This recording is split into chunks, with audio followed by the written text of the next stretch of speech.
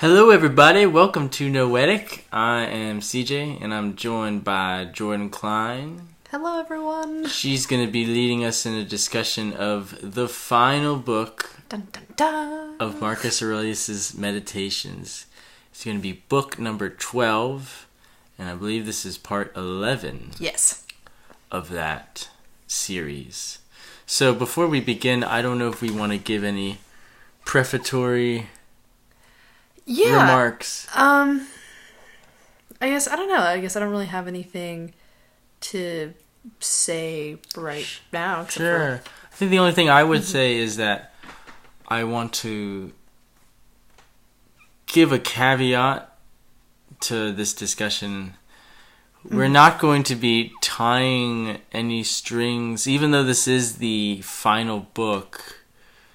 It does not progress like a normal book. We're not going to get a climactic finale like you would expect in maybe another book where there's a certain line of thought that is teased out until we get to the end and it all makes sense. Right. These are episodic.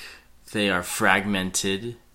And just because this is book 12, just because this is the final book, doesn't mean that all the answers are going to be there. So what we're dealing with is like all the other books. Each book is almost a final book in of itself if you really wanted to get I think that we'll try to do our best to put a bow on this, but I think that, to your point, that things are they're like almost just like epigrams. So it's kind of hard to, I guess, sort of follow it through like we would like a novel or something like that. Sure. And I don't know if that's just to give us less stress, so we don't have to feel like we have to give a fireworks climactic sort of ending to this, that this is a book like all the other books, and we're going to tease it out in a unique way as we have done with the rest. So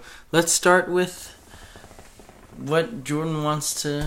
Sure. Yeah. So I think that today for me, one theme that I think that we really haven't touched a whole lot on that was prevalent in this book was the idea of cosmopolitan,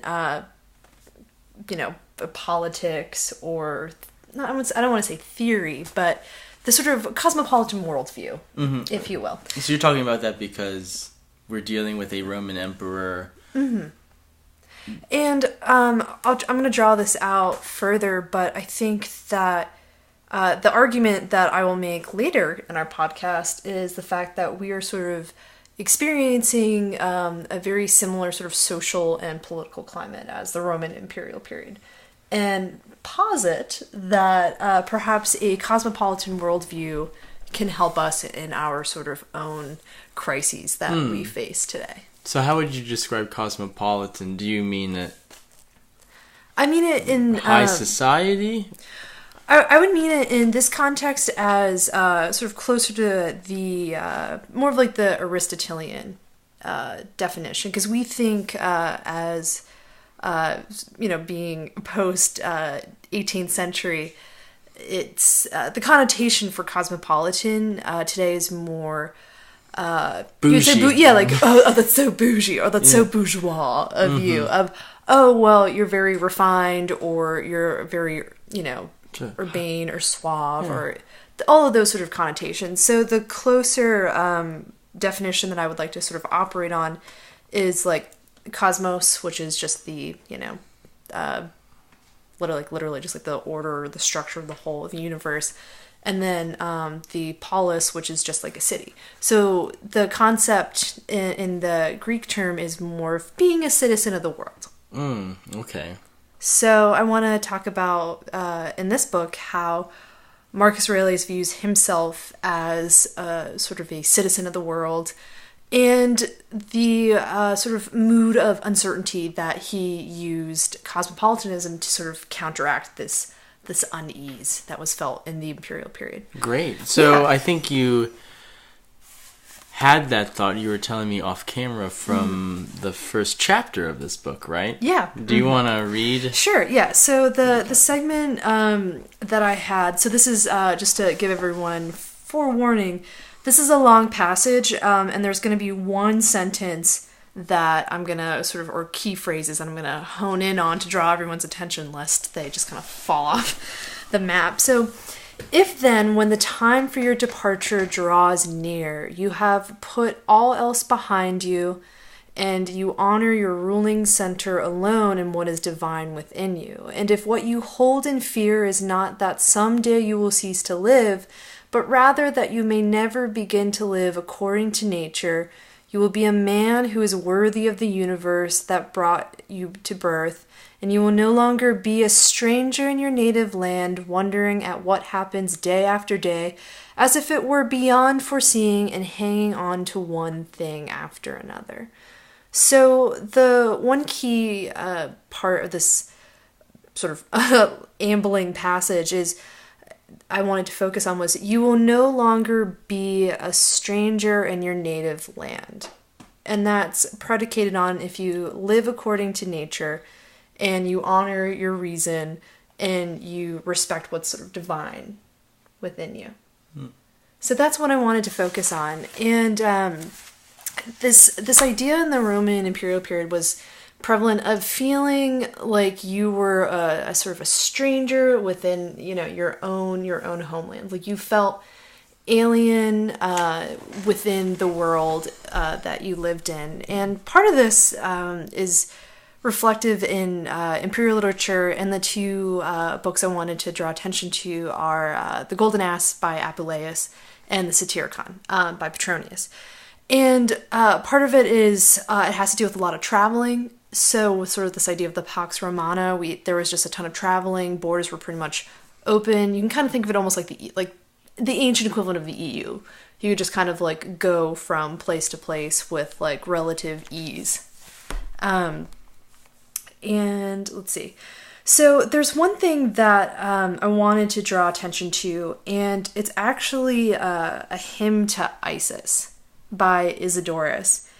And he was obviously like a worshiper of Isis. And in this prayer, he says, "Deathless savior, many named, mightiest of Isis, savoring from war, cities and all their citizens, men, their wives, possession, and children, as many are bound fast in prison, in the power of death, as many are in pain through long, anguished, sleepless nights, all who are wanderers in a foreign land, as many sail on the great sea in winter when men may be destroyed and their ships wrecked and sunk, all of these are saved. Pray that you be present to help."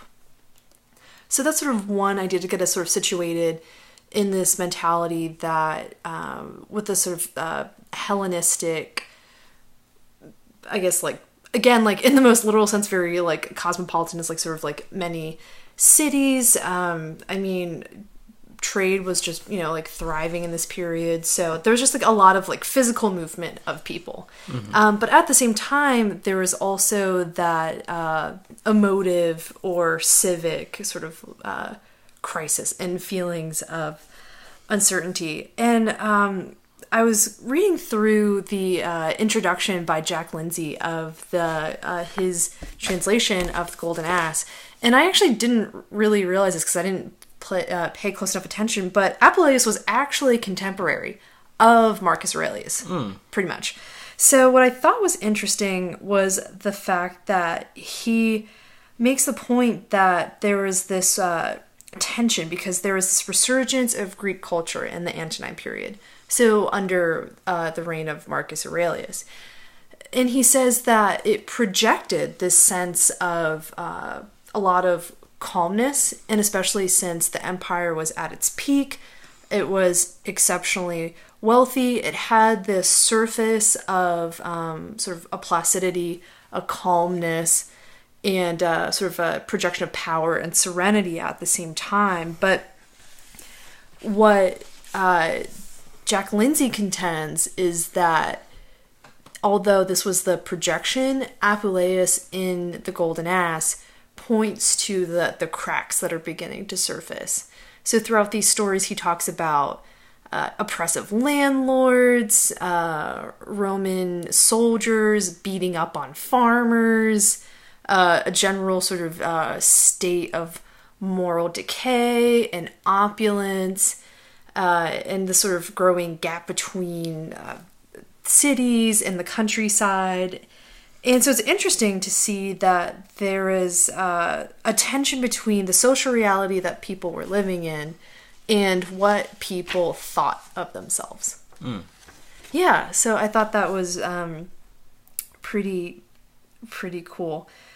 And let's see, yeah, so then I guess the other things I wanted to look at were the passages on, let's see, it was chapter 30, and it kind of reminded me of when he talks about, Apuleius in the Golden Aster talks about the singular nature of Isis, and that kind of made me think about chapter 30 and how he talks about how there's this like sort of unity of we see like one sun and one light, and then we have one soul which is divided, and then there's the mind. And I couldn't really quite figure that one out, because he says that there's the mind seems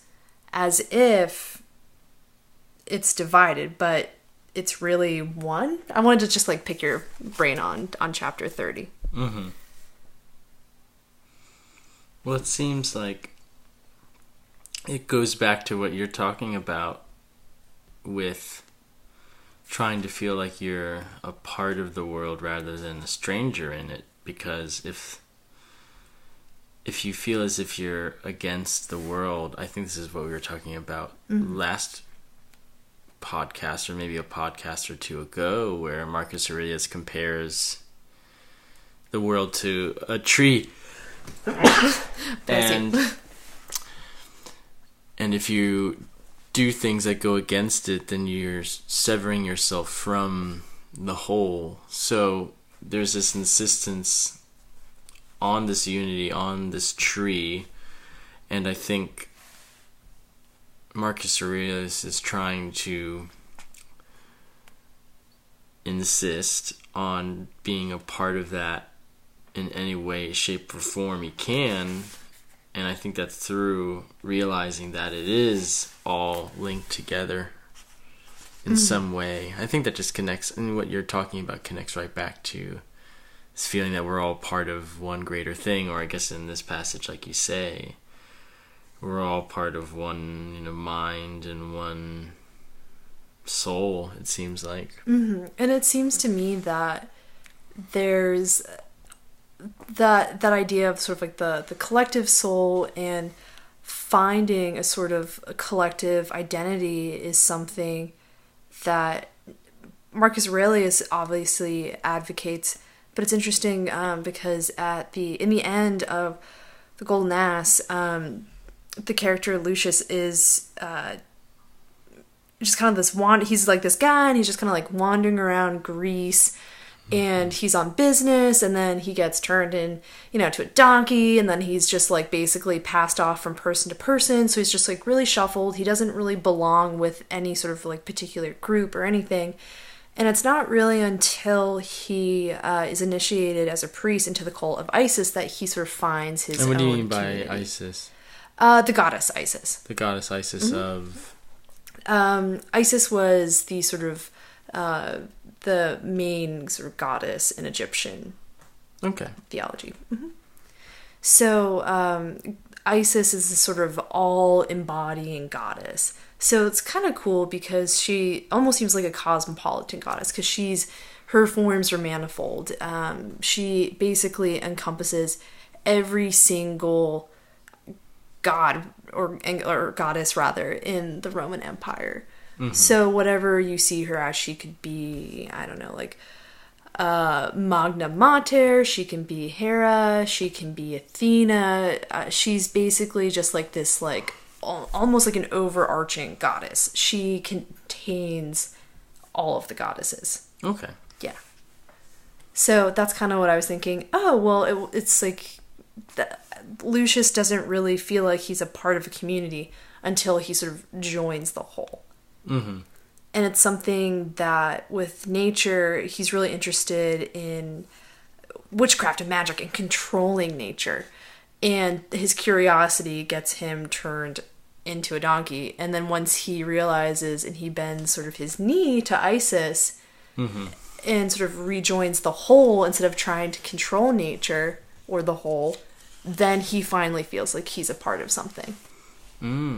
Okay. So, I mean, that almost sounds as if he's reflecting on what Marcus does in chapter 11, or I guess he says, what liberty man has to do, only what God will approve, and to welcome all that God assigns him in the course of nature. I suppose in the sense that if we don't focus on what is not of the God's will or anything like that, then we do feel disconnected. But if we can be a part of it and strive for it, then maybe we achieve happiness. I think I just BS that, but... No, I would say that, with my translation, I mean, he pretty much just says that we shouldn't do anything that the gods wouldn't approve of, and he tells us to be receptive of what the gods are offering. And it's interesting because in the Golden Ass, there are many ways where Isis comes to Lucius, but he's not receptive to it. And it's not really until he's willing to open his own eyes and sort of realize, okay, I can't see my way out of this, then he's able to receive the healing and the healing powers of Isis. And maybe to continue on with chapter 13, he says, and using the same language that we're sort of floating around here, he says, how absurd and a complete stranger to the world is the man surprised at any aspect of his experience in life. Oh, that's perfect, yeah. Right, because I feel like if you're surprised, then you feel some sort of indignation that the world has put upon you, that right, it has taken advantage of you, or that you have been wronged in some way. Yeah. And if you cannot be surprised about anything, or if everything, as we've mentioned and Marcus has mentioned, is a part of the whole, then as this character in the Golden Ass, then things can start happening for you in a positive way, or you can make a positive change for other people. Yeah, absolutely. And I think that to your point about sort of being surprised by things, in that segment that I read for chapter 1, he says that you will no longer be a stranger in native land, wondering at what happens day after day as if it were beyond foreseeing. So again, like that element of you aren't completely just, taken aback when something unexpected happens. Mm-hmm. Because you're not sort of blinded in this sort of like moment to moment of sort of the frenetic, oh my gosh, what's going to happen? Mm-hmm. So he insists on trying not to be a stranger of the world and to try to be, again, a cosmopolitan or part of the world. Was there anything in this book in particular that you found where he gives himself little tips or insights into how he can be more than a stranger of the world and how he can move in that positive direction? I mean, short of 1 and 30, I don't really have any sort of examples off the top of my head. Mm-hmm. But I will say, I mean, that's just sort of, isn't that just sort of, you would say, like a prevalent theme in this book? I mean, especially when he says, direct, and I tend to think of it in terms of action and purpose, because he always extols himself to act with purpose towards the end of the common good. Mm-hmm. And I think that it's sort of in general, a lot of it I feel like is bound up in ethics too. Yeah. In directing how you, I guess, like align your actions with. Mm-hmm. And maybe, I mean, I think it also plays into, if we're talking about being a part of the world and maybe noticing the unity of things, going to the essence of things, as Marcus has mentioned so many times. There's a particular passage in 20... Let me see what it is. 20... Oh my goodness, I think I lost it. It is... 29. Here it is. Where he says, the salvation of life lies in seeing each object in its essence and in its entirety, discerning both the material and the causal, in applying one's whole soul to doing the right and speaking the truth. There remains only the enjoyment of living a linked succession of good deeds with not the slightest gap between them. Oh, I love this one. I'm so glad that you brought it up. Yeah, and just this idea that if we can see past differences, if we can see past supposed conflicts and get at the heart of the matter, that we're all part of this cosmos, or all unified by, as he mentioned and you mentioned, this one mind or this one soul, then good deeds can happen, then unity can happen, and then we can be a cosmopolitan in some way. Yeah, and like that sort of thing, if you start to see, or I guess if you view your actions in sort of this greater framework, then it's interesting because I feel like time is also a function of how you act, in a sense.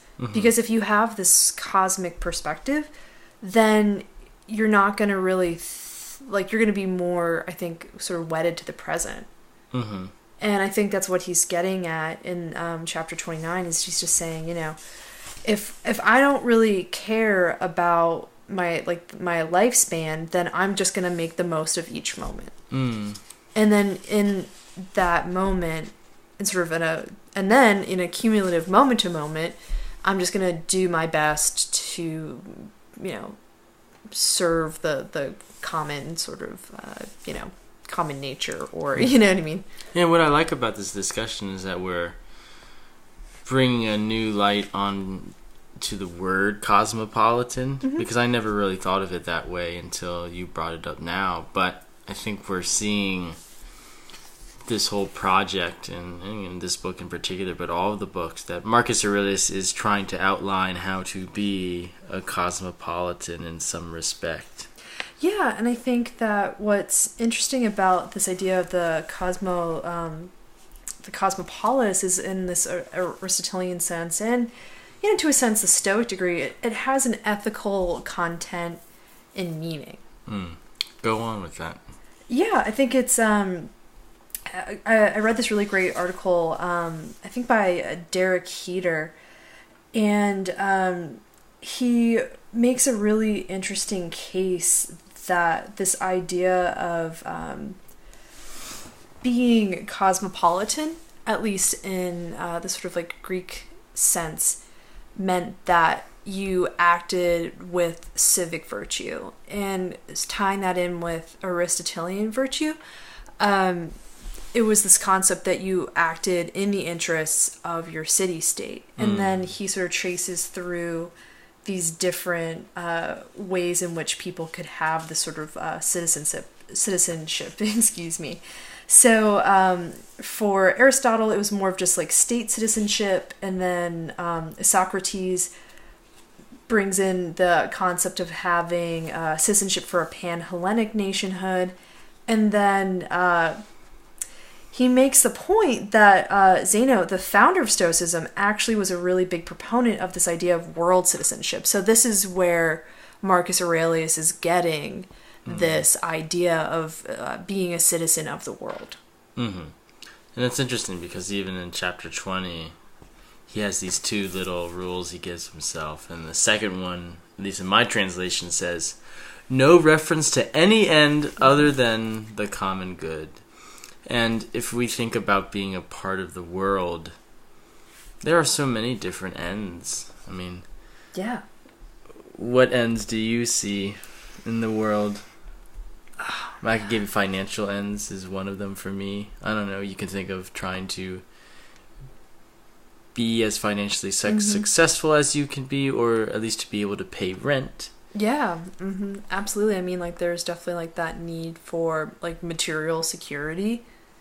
for sure. I would say, oh gosh, I mean that's that's kind of the biggest one that can like come to mind for me. But there are things that you want to be intelligent, so you consume a lot of books or podcasts, or like you read a lot of like listicles on BuzzFeed because you want to be really like knowledgeable. So that's also an end.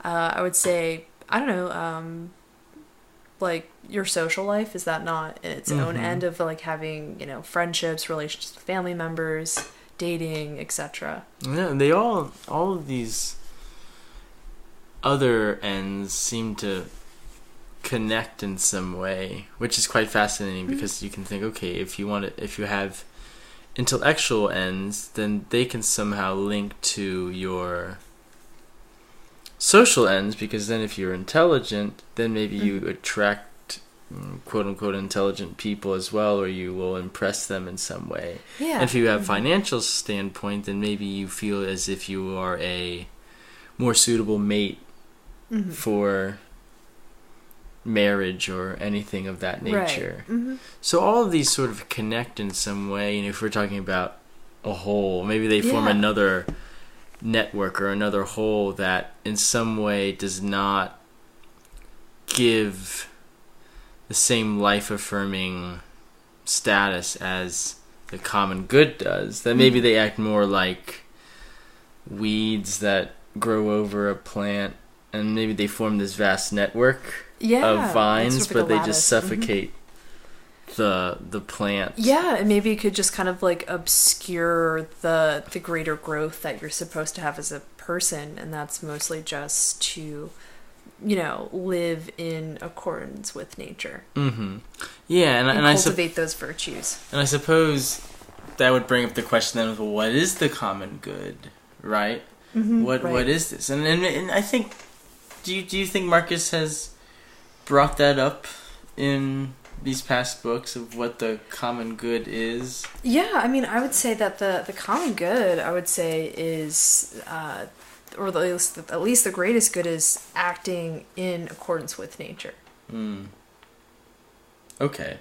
That's but to make that a little less vague, there's a what I've been reading so far in my research, which I thought was interesting, is that there's this one lecture by Michael Segru, and he has this really great lecture on YouTube, and he mentions the idea that the Stoic conception of virtue is actually an anticipation of Kantian virtue.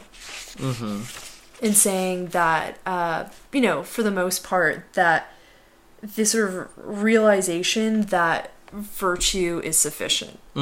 Okay. And that just acting virtuously is enough and should be enough. I mean, that's what he says in chapter 17. I mean, he says, if it's not right, don't do it. Yep. If it's not true, don't say it. Yeah, exactly.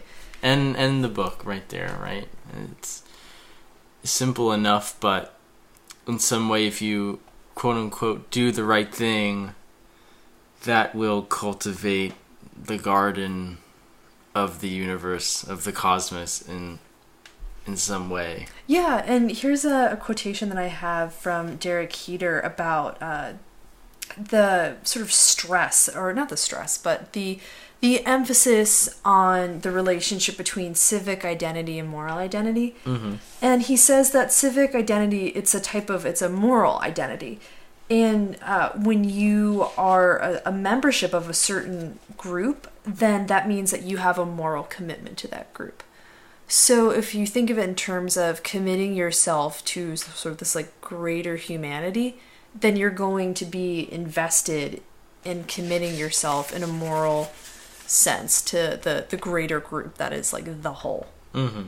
Okay.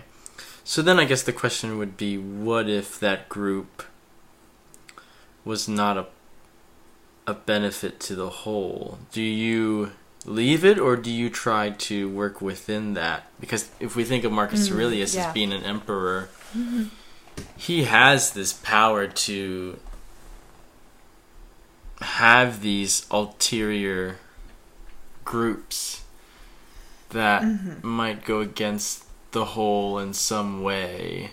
Right, but I think that he usually says for people who just don't understand it. So there might be factions that might oppose him, which, of course, again, that kind of like relates to the whole tension of the reality versus what you project, like yourself to be, like Jack Lindsay mentioned.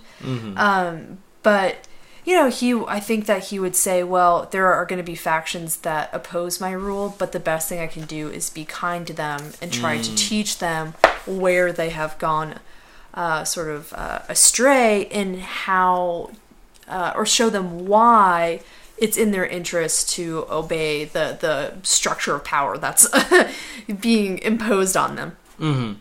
And I suppose if that doesn't work, to just let it lie and let them be in their own ideas and just realize that maybe they're being ignorant or that it's just a part of what the world is, that we have to have these kind of people in it too. Yeah, I mean, because doesn't he say that bad people are sort of almost like a necessity because they serve their own function in the world? And they might even have a sort of didactic role, but by necessity they have to be there and they're going to be there, so we might as well just get used to it. Yeah, no, I mean, he says in chapter 12, he says, at least...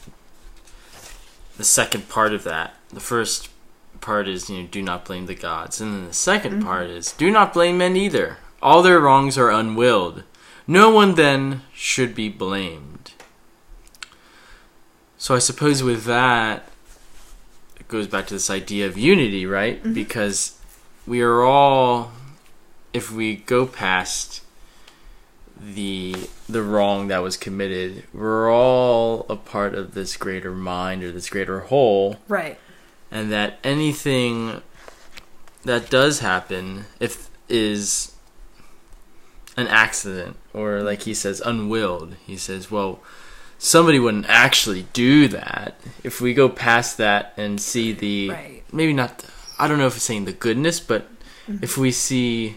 if we see the reason, the goodness that is in somebody, we can know that what they do, if it is wrong, if it is a party that wants to assassinate Marcus Aurelius, then there is some sort of thought maybe that occurs in his mind that they don't, they know not what they do, I suppose, in some direction.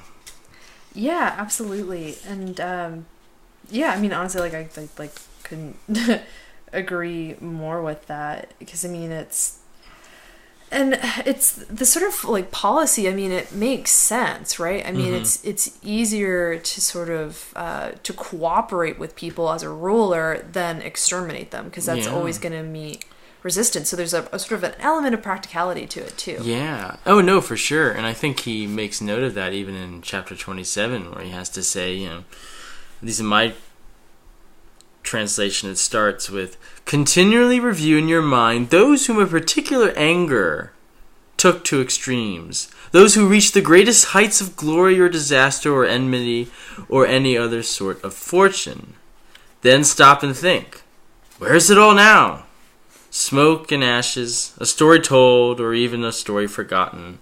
And he goes on and on and on, and mentions some emperors and how they succumb to obsession, self-conceit, vice, violence, anger, like we mentioned before. So it seems as if he's making sure to remind himself of those who perhaps were not as concerned with being a part of the whole, or this cosmopolitan mind frame, that maybe were more focused on themselves, and power and control rather than of being. Absolutely.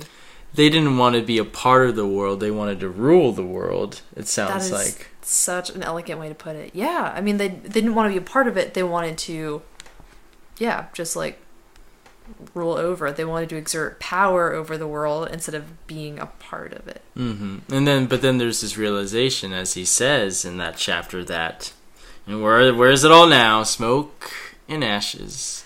And yeah, and I think that to your sort of question of like, okay, like, well, what is the sort of like that end that we should be pursuing? And I think this might help us direct us a little bit of like what we should look for according to Marcus Aurelius. And he asks, how cheap is all that man strains for, and how much worthier it is of one who aspires to wisdom, to show himself in all simplicity, and in relation to the material that is granted to him as just, temperate, obedient to the gods.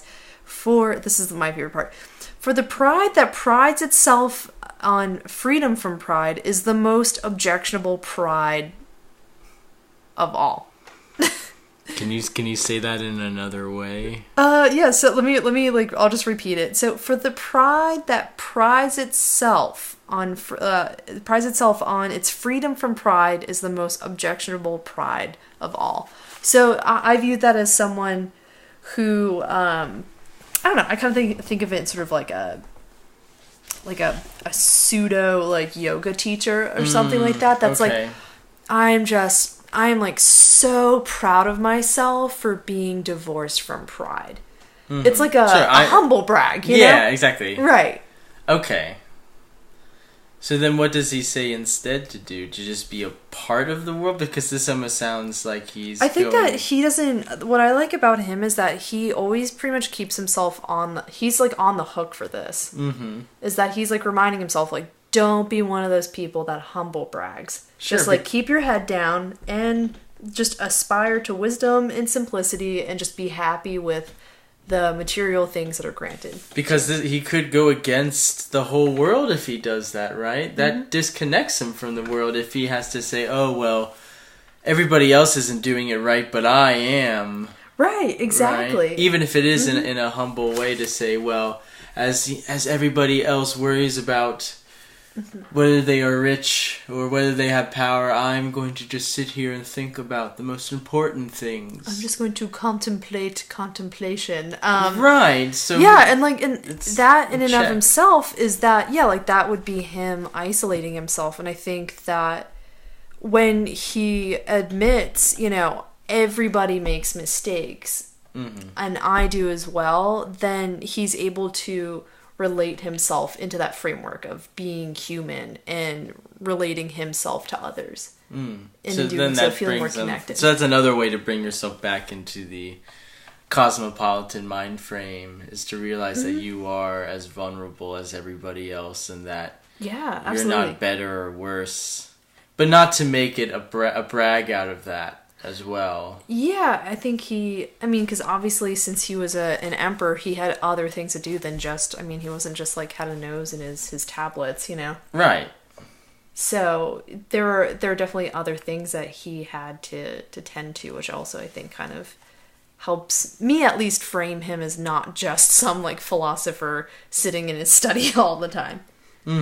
Right. I mean, if he does have all these things, though, as you said, he's not a philosopher in the Golden Tower, in the Ivory Tower, or whatever you want to call that tower, that he's a part of the world. He still has to remind himself of that goal, I think. And and maybe this is what we've been talking about with this book in particular, and the theme that you brought up, is that this philosophy, or philosophy in general, is there for him to remind himself to be aware of what's important.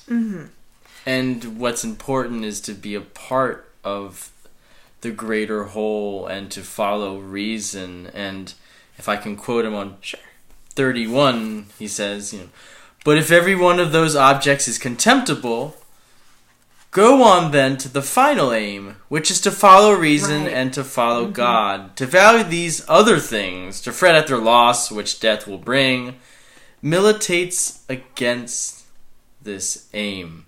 So if we think about these other things that maybe for Marcus Aurelius brings a more me-centered life, that disconnects you from everybody else, that makes other people seem as if they're enemies or strangers in of themselves. Exactly. And if you view yourself perhaps as a stranger, as some titan, then you like pretty much end up alienating yourself. Right. And like it's what we've talked about before of, you cutting yourself off, or clipping yourself off from like the tree of the whole. Right. So the final aim for him, as he said, is to follow reason and to follow God. And if you follow reason, then I think you acknowledge that everyone has reason, right? Or that reason is this thing that is a part of a greater whole. And if you follow God, then you acknowledge that we are all a part of God. Yeah. Or I guess in his, maybe we're not talking about Judeo-Christian, or maybe we are, I don't know, but in Marcus's view. So then if you have those two together, then that brings about this unity of everyone, I think, that we're talking about, or this cosmos, and then polis, right? Yes. Yeah, so we're all part of this universal city, and then that makes it a good city, I guess, or a happy city, happy life. I don't know. Yeah, like there's a sort of like a harmonious whole, if you will. Okay. Yeah. And I think what's really interesting is that it works on so many different layers, right? Because with like Stoicism, it's kind of, there are different sort of microcosms that you're supposed to work within, and then that eventually sort of relates to the whole. And and it's cool because they like work all together. So this idea, what I think is really awesome about the cosmopolitanship is that it's compatible with state citizenship and nationhood.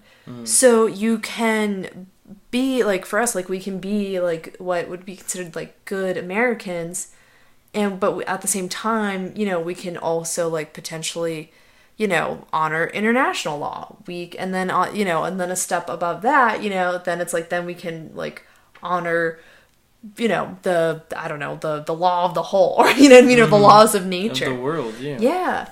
And it's interesting, this article from Derek Heat talks about how international law a lot of times sort of draws a lot on universal laws in nature, and how basic like fundamental human rights are participant and derivative of universal law. So that's also another way. So there's also sort of I guess what I think is really intriguing is that there's to a degree there's a civic and sort of a politicizing element, because there's that moral and ethical content of, it's not enough just to say that you respect these laws, you have to actually act in a way that realizes them. So then the meditations, maybe this book in particular, book 12, could be, the way we're looking at it, a way of holding himself to that standard. And maybe all of the books in some way have that idea, but maybe this one in particular, as we're discovering, has him holding himself accountable to being this citizen of the world, of the cosmos. Yeah, and I thought Michael Segura, I think, said it really adeptly, and this is just referring to the cosmopolitan political philosophy, and he says, the Stoic man is never any place but home. Yeah. And I think that with cosmopolitanism, with that cosmopolitan philosophy, that's how you make yourself feel at home in a very uncertain, large, heterogeneous, and confusing world. As Tom Waits sang, wherever I lay my head, I will call my home. So I think that's maybe what he's getting at in some respect, is that if you can do everything that you said, or that Marcus Aurelius said, then anywhere can be your home, and that you can be a good person for the universe, I suppose. Yeah, and I don't know, I think that for me at least, I found this text really helpful because it seems to me with, I don't know, the internet and the sort of increasing globalized world that we live in, it's sometimes you just kind of think, well, I'm just kind of an ant in all of this, and since I don't really matter, I can just kind of do whatever I want, and it really won't reap that much of an impact. But then this point of view, if you're anywhere at home in the world, then you have a stake in it, and you get to basically sort of reclaim the world in a sense. And if you are that important of a participant, then it's your obligation to sort of take care of that community. Right. Wherever you are, wherever you find yourself, and whoever you interact with. Yeah. Yeah, and it kind of just reminds me a little bit of Simone de Beauvoir, with existentialism, and that, the whole point of like a meaningful life is to give give meaning through and content to your actions by working towards the ends of helping and liberating others. So yeah, I guess that's pretty much what I kind of wanted to go through with the cosmopolitan point of view and stuff like that. And are there any sort of thoughts that you wanted to close out with? Anything for you, like how meditations might have changed your point of view on things? Well, I think it was great you brought in this idea of trying to be a part of the greater world. That's one of the things it seems as if he's getting at in all of this, is how do I account for things that happen to me that might be negative, or how do I account for things that take me off guard, or people that do me quote unquote wrong. And a lot of the times when you get angry, it's based on you, or if you're scared, it all goes back to you, because your stake is threatened, or your livelihood is threatened, even if it's in the most minute way of being late to work, or having to stay up extra late to study a test, or having to write 2 more pages for an essay that you have to turn in soon.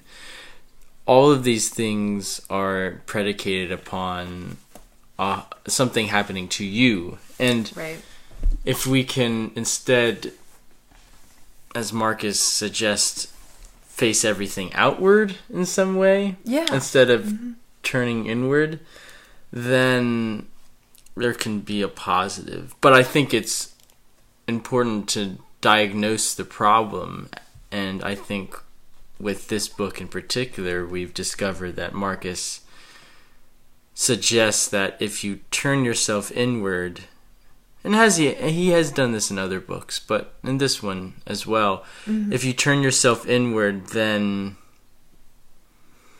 there is some sort of unrest, or in the end, you're going to find it doesn't really matter if you build yourself up some sort of castle, or if you amass some sort of fortune or reputation, that it's all going to go away in the end. Yeah, in chapter 36, I absolutely just I love this passage, this entire chapter. But he's my translation says, "My friend, you have been a citizen of this great city and of the universe.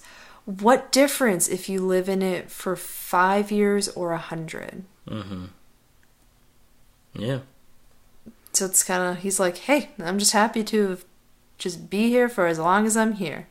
No, and to do good in it for no matter forever how long he's in it, right? And that's another thing too, me, and I think you've talked about it too, that this text gets to the heart of the matter, or it's not afraid to dismiss, well, not so much dismiss, but see fortune, notoriety, fame for what it is, that in the end you will be forgotten. Yeah. and what's really going to matter, right? It's contributing to something greater than yourself, which is the whole world, right? Even if your community, even if you're benefiting your community, you're benefiting the whole in some way. So I think it's great that he goes back to first principles, and I think it makes one who reads it think about going back to first principles and what matters.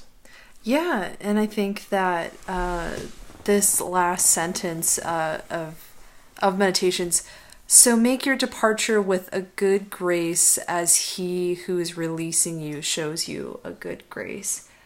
So I think that this is not just a text about exiting life or departing life gracefully, but I think it's also living with dignity too. It's not just dying with that dignity, but it's also living within it and giving each moment of your life as much content and meaning as you can by using your reason, by serving the common good and doing your best to just keep things in perspective. And perspective is a really important part too, because all of these hardships that we face are brought upon us, at least by our perceptions, right? That's what Marcus Aurelius says, and I think that's one major takeaway from Stoicism in general, but especially this text, right? Thinking makes it so. Yeah. Right? And nothing is bad or good. It's the play-by-play, right? And we were talking about this before. I think it was Seth Godin who mentioned this idea that when you watch a sports game, when the commentators say, "Oh, Tom Brady throws a pass," they say it was after it happened, right? In some degree, right. If they said it 3 seconds before, you would think that they're magicians. So, like, how did he know that? Yeah, right. But that in our lives, we give ourselves play-by-play commentary after the event happened, right, or after we have these feelings in our tummies, or if we, even if we honk on the horn, we then say, "Oh, well, I honked at him because I was angry." Right. You sort of retroactively have you construct a reason behind the action. Right. Which alludes back to your point that in some ways this is psychology and neuroscience before that was actually a thing, right? I mean, way before it was actual thing. Yeah, that absolutely. This book, and Marcus Aurelius in general, explores how our minds work and how we can fashion it to work in a way that goes to the common goal or the common end or the common good, and to not delude ourselves of what our real task is or what is actually happening to us, whether it be, like, nothing's really negative, it's only what you make of it. Right. Yeah, so, and a lot of it has to do with your attitude and how you make that choice using your reason to handle these sort of impressions of things that happen to you. Yeah, I mean, I guess to connect it, the world, you're a stranger to the world if you make it that way. Yeah. But if you try to make yourself a cosmopolitan in the positive sense, and know deep down that you are a part of this world and that your goal is to make it a better place and to be in line with it and in touch with it, then you can be that cosmopolitan. Yeah. And I think that a lot of that too sort of points to this sort of shared reason too. So by applying our reason, we can just make our lives a lot easier for ourselves and feel much more connected with others. Great. Yeah. So is that pretty much any closing thoughts? I think we said them. Cool. Okay. All right. Well, it's been real, everybody. So thank you for tuning in, and thank you to listening for the complete series on Marcus Aurelius meditation. So if you like what you've heard, download us on Google Play, the Noetic app, the app on Google Play, at the App Store. Check us out on YouTube and SoundCloud. And I think that's pretty much it. So thanks everyone for listening, and go ahead and go honor the whole. We'll see you next week. Bye. Bye everyone.